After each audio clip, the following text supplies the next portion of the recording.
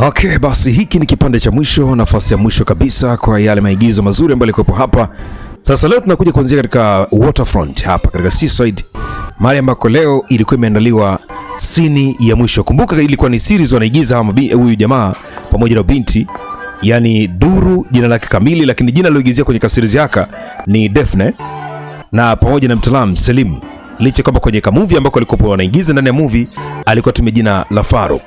Sasa leo binti alikuwa anaamini kwamba ni igizo lao la mwisho kabisa, siku ambayo wanapaswa kulikamilisha igizo lao ili mambo mengine yaweze kwenda sawa, kila mmoja atengane naye mbali. Na binti alimwambia mshikaji kwamba igizo langu likiisha mimi na wewe tunatengana, sitotaka tusumbuane.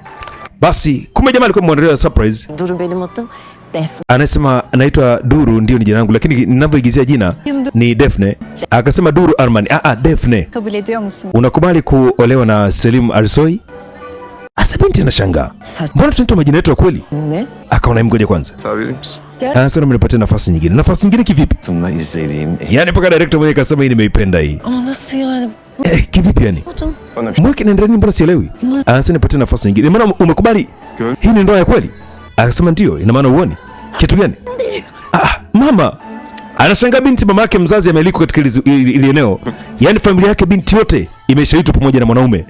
Binti alikuwa anaamini jamaa anaogopa sana ndoa kiasi kwamba hawezi kufunga ndoa na yeye. Lakini jamaa siku ya igizo ndo siku amemuita na kamishna wa ndoa wa kweli, kaita na familia ya binti, kaita na familia yake ya mwanaume ili waweze kufunga ndoa. Anasema hii ni ya kweli. evlenmek istiyorum. Yaani kweli sasa hivi nenda kutoka ndani ya moyo wangu nimeamua kuoa. Bu gerçek bir dünya. Naomba iwe ndoa yetu ya kweli, isiwe ndoa ya maigizo tena. Arman. Madam Dura, msubiri kwanza kamishna wa ndoa. Safari na maana ukimbia. Akamwambia hapana, sitokimbia. Hayattan kaç. Siwezi kukimbia hata kidogo. Öyle hissediyorum. Ndio kwanza kila wakati napohisi kukimbia nahisi kabisa na kuja kukimbilia wewe. Na sio kimbilia mbali na hapo. Önce ona sonra. Mimi nataka muulize kwanza yeye.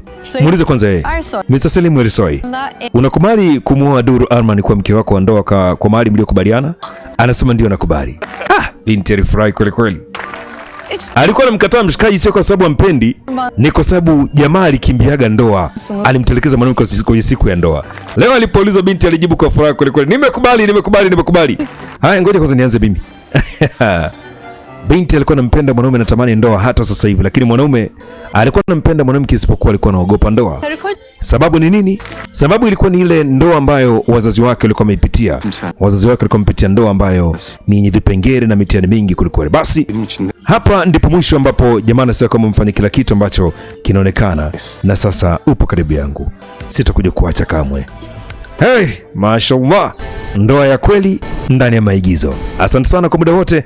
Hii ni The Final na sitakuwa na la ziada. Tukutane tena kwenye visirizi vingine vifupi kama hivi ili kupata story fupi sana lakini burudani zaidi.